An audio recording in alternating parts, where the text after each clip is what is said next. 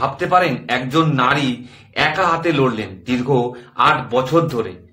তার সামনে ছিল কোটি টাকার কোম্পানি, ব্র্যান্ড এবং প্রভাবশালী ব্যবসায়ীরা, কিন্তু তিনি তবুও হার মানেননি। তার নাম doctor Shivaranjani Santosh. Today, and we have won it. They can not only not use ORS, they cannot sell it from today, right now from today. No misleading label with ORS can be sold.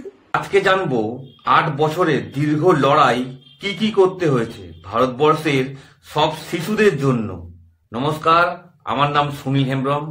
আপনাদের কাছে একটা request, যে এই video বানাতে অনেকটা পরিশ্রম করতে হয়, তার জন্য একটা ছোট্ট লাইক অবশ্যই করে দিন।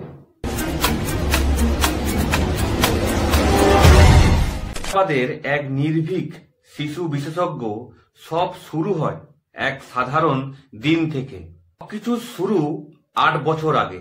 একদিন এক অসুস্থ শিশুর মা তাকে বলেছিলেন, ডাক্তারবাবু, আমি তো ওকে ওআরএস খাওয়াচ্ছি, তবুও কেন ভালো হচ্ছে না। ডক্টর শিবরঞ্জনী সন্তোষ দেখলেন দোকানে দোকানে বিক্রি হচ্ছে নানা রঙের বোতল, বড় বড় অক্ষরে লেখা ওআরএস। বাজারে প্রচুর কোম্পানি এমন পানীয় বিক্রি করছিল যেগুলিতে ছিল ফ্লেভার, চিনি, কেমিক্যাল আর রং। মানুষ ভাবতো এটাই তো সেই ওআরএস যেটা ডায়রিয়ায় বাচ্চাদের খাওয়ানো হয়। কিন্তু সত্যি, এই পানীয়গুলোর সঙ্গে আসল ওআরএস এর কোনো সম্পর্কই ছিল না। এগুলোতে ছিল না সেই নির্দিষ্ট লবণ, চিনির অনুপাত যা WHO অনুমোদিত ফর্মুলায় থাকা উচিত। ফলে এই ভুল ওআরএস পান করেই অনেক শিশুর শরীরে জলশূন্যতা আরো বেড়ে যাচ্ছিল। সেই মুহূর্তেই তিনি প্রতিজ্ঞা করলেন, আমি লড়ব যতদিন না এই প্রতারণা বন্ধ হচ্ছে। We have won it. They cannot sell them anymore.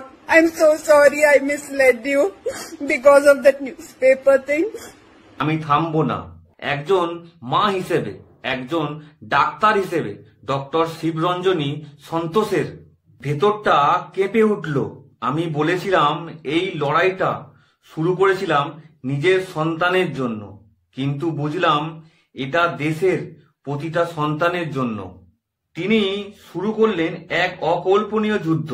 চিঠি লিখলেন, আবেদন করলেন, আর শেষে গিয়ে আদালতে PIL দায়ের করলেন। এরপর শুরু হলো ৮ বছরের একা যুদ্ধ। বড় বড় কোম্পানির ভয় দেখানো, আইনি হুমকি, এমনকি চাকরি হারানোর আশঙ্কা, কিছুই তাকে থামাতে পারেনি। তিনি নথি জোগাড় করলেন, গবেষণা করলেন, শিশুদের শরীরে সেই ভেজাল ক্ষতির প্রমাণ জোগাড় করলেন। ৮ বছর ধরে একা হাতে তিনি লড়লেন দেশের বড় বড় কোম্পানির পানীয় জলের বিরুদ্ধে। খরচ, অসংখ্য হতাশা, কিন্তু তার সাহস থামেনি।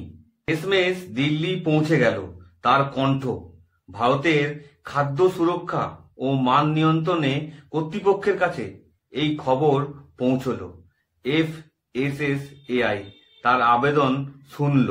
অবশেষে একদিন এলো সেই ঐতিহাসিক ঘোষণা। FSSAI, food safety and standard authority of India জানালো, এখন থেকে কোনো পানীয় কোম্পানি ওআরএস শব্দটি ব্যবহার করতে পারবে না যদি সেটি WHOর অনুমোদিত ফর্মুলা না হয়। এটাই ছিল তার বিজয়, একজন নারীর একার লড়াই যা আজ কোটি শিশুর জীবনকে নিরাপদ করেছে। এই নির্দিষ্ট অনুপাতে শিশুর শরীরে জল, ইলেকট্রোলাইট সঠিকভাবে ফেরানো যায়, কিন্তু বাজারে যে পানীয়গুলোর ওআরএস নামে বিক্রি হচ্ছিল সেগুলোতে এই ফর্মুলা ছিল না, বরং শিশুর শরীরে ক্ষতি করছিল আরো বেশি। ডক্টর শিবরঞ্জনীর এই লড়াই শুধু ব্র্যান্ডের বিরুদ্ধে নয়, এটা ছিল সত্যের জন্য, সচেতনতার জন্য এবং ভবিষ্যৎ প্রজন্মের জন্য। আজ তার জয়ের পর FSSAI জানিয়েছে, যে কোনো পণ্যের ওআরএস বলতে হলে WHO নির্দেশিকা অনুযায়ী হতে হবে, না হলে সেটি অপরাধ হিসেবে গণ্য হবে।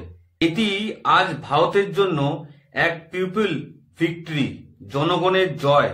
একজন নারী, একটি মাত্র সত্য আর অগাধ সাহস যখন একসাথে আসে তখন পুরো দেশ বদলে যায়।